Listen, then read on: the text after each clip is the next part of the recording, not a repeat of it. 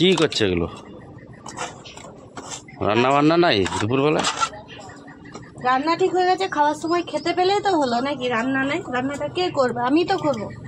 তো এগুলো কি, এসব কি এগুলো? গাছের পরিচর্যা হচ্ছে। ওষুধ? তো মানুষের ওষুধ মনে হচ্ছে। মানুষের ওষুধগুলো এক্সপায়ার হয়ে গেছে, ভিটামিন টনিক গুলো। হ্যাঁ। তোমার ওইগুলো নিয়ে এই গাছে দিব, গাছগুলো ভালো গ্রোথ হবে। হাঁপিয়ে গেছি, এখন এত কথা বলা হয়নি। গাছের পরিচর্যা হচ্ছে।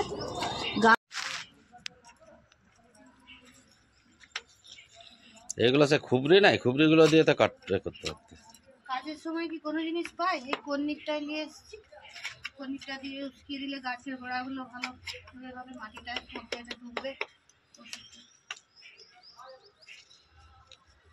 সবগুলোই প্রায় হয়ে গেছে। আচ্ছা, ডালিম গাছটা?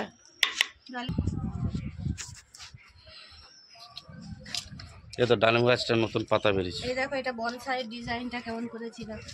এটা বনসাই হবে। বনসাই? হ্যাঁ, বনসাই হবে অশ্বত্থ গাছটা। এটা 3.5-4 বছরের গাছ। বাবা,